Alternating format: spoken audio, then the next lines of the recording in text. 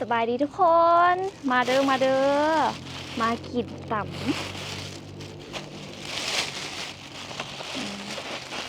มื้อนี้บ่ได้เฮ็ดกินเด้อไป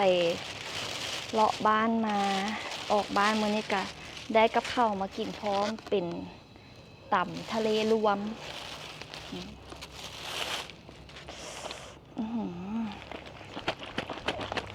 ทุกคนคิดว่าถุงนี้เท่าไหร่220,000คือปูดแทบบ่แม่นมันบูดว่ะขี่รถมาเธอสิฮอดว่าสิกินอยู่ห้านอยู่แต่ว่าอุ้ยคนหลายก็เลยว่าเอามากินอยู่บ้านกับทุกคนอีกซะจะได้กินน้ำกันหลายคนเลย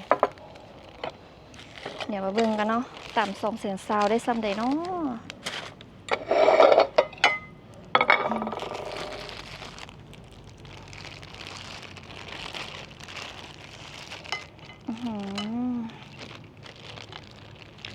หอมปลาแหลกมากเลย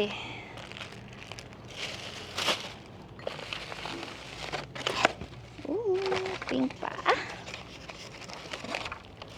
คิ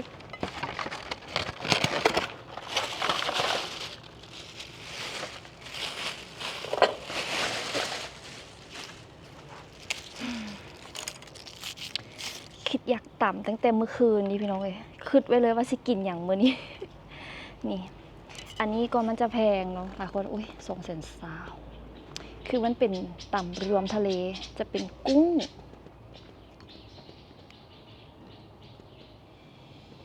หอยแล้วก็แซลมอนแล้วก็กระปูบนปูมาได้ปูนาถ้าแบบนี้ทางบ้านทุกคนขายเท่าใดร้านนี้น้ำตำเขาจะแซ่บมากเลยไปเห็นรีวิวกันเลยว่าไปจัดซะถ้าด้นจุนได้พอบาคนหลายมาเด้อความมาประแดกตุ้งพี่น้องพอแต่ไข่แมงวันมาเต็มเลย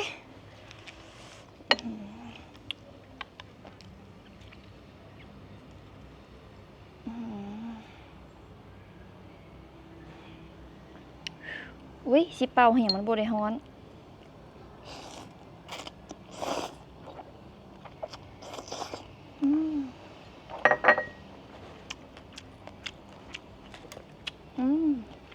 จัดจานแหง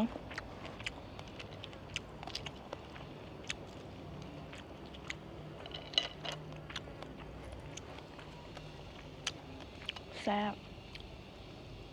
หอมประแดกบุ้มเหม็นเลยอีดีเลยทุกคนปกติประแดกมันจะแบบกินตุ้งๆอีกแบบนึงแต่นี่แบบ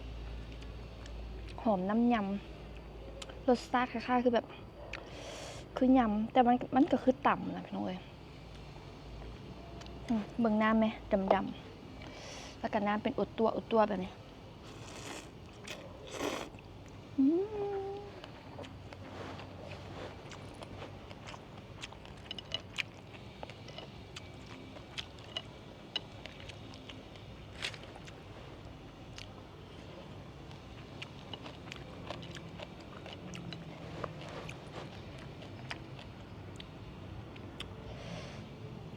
กุ้งโอ้ย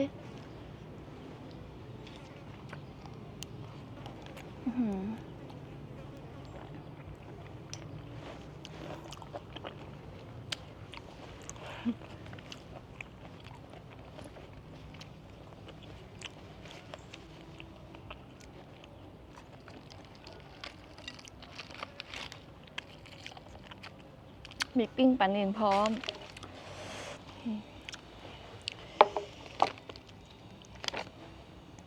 คือปิ้งป่าอยู่ลาวเนาะมันจะต่างจากอยู่ไทยได้พี่น้องคุณต้องมากินอยู่ไทยนะจะสิโอบขาวๆเลยแล้ว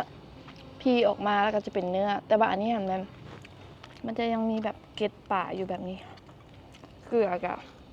บดได้ใส่ลายปลาไหนเนาะพี่น้องบอกอ้นปลาเผาเนี่ยบอกอันนี้ปลาปิ้งเห็นแล้วก็คิดฮอดประตูซอ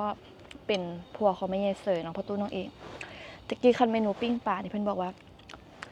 ถ้าเกิดนิดหน่อยเด้อปิ้งแฮมใส่เกล็ดน้ำใด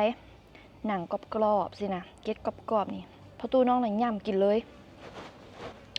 แซ่บเป็นว่าคำเป็นปิ้งปลาอยู่หลวงพระบางก็จะเป็นอีกแบบหนึ่งข้าเจ้าน่าใจเย็นเด้น้องไปเบิ่งปลาเนี่ยเขาเจ้าเสาะเกล็ดออกหมดเลยแล้วเขาจะก็ไปปิ้งซุกเสมอกันบ่มีว่าใหม่แบบอยู่หลวงพระบางข้าเจ้าใจเย็นแหงเนาะเบิ่งเมนูข้าเจ้าจะอ่านแม่หลามบ่สิวัตถุดิบหลายอย่างแหงข้าใจบ่เย็นเฮ็ดบ่ได้ปลาในใจบ่เย็นกับปิ้งบ่ได้คือกันเนาะคุมไฟบ่ได้ไหม้ใด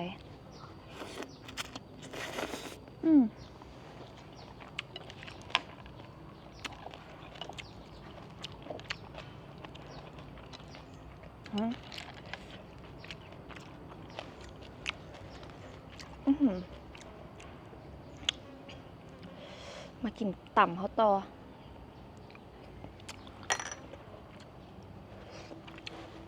หอยแครงกับหอยนาใส่กันเลย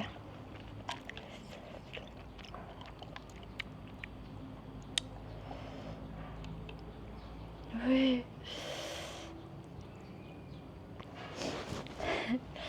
บ้าสิกัดแมงวันเขาก่อนนะ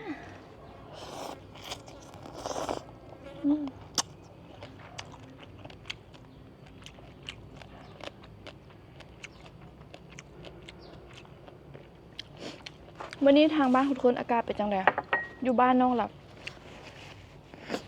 ฮ้อนเบิ่งใบไม้ข้างหลังบนเองเลยมันฮ้อนเอาแฮมๆอะนะคิดว่าอยู่นั่นกลางทะเลทรายซะเนาะเห็นกรมอุตุกับเพิ่นก็แจ้งอยู่ได้ว่าอีกจักหน่อยนี่ก็แม่นพายุเข้าอันว่าน่าจะแม่นแล้วนี่เกี่ยมเด้อพี่น้องเด้อผู้ใดอยู่ใกล้น้ำนะ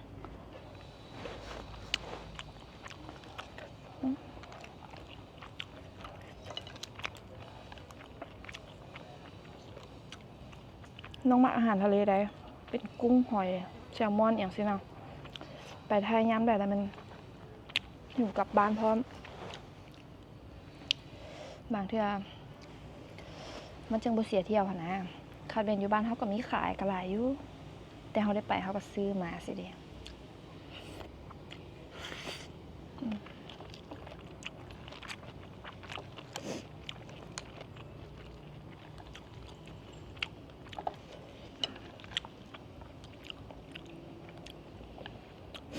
หน่อไม้ก็กรอบๆเลย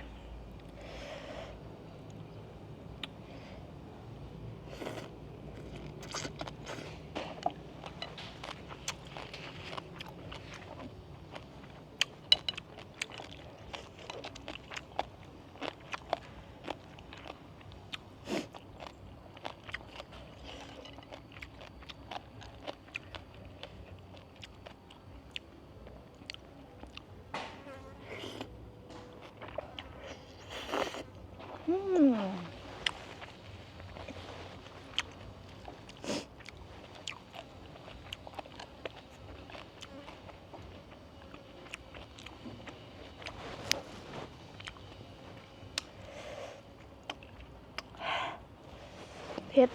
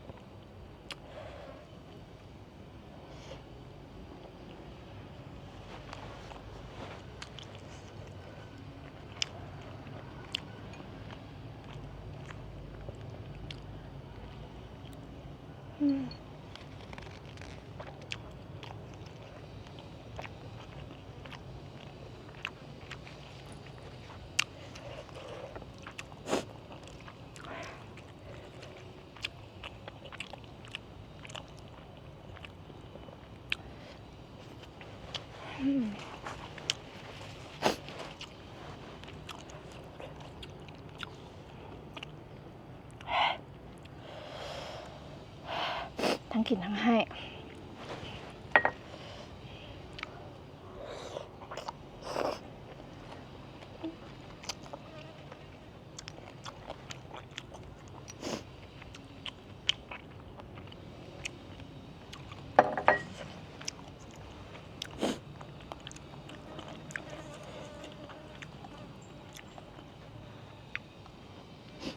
วันนี้ก็บ่มีหยังหลายเนาะแวะมากินตำล้อหน้า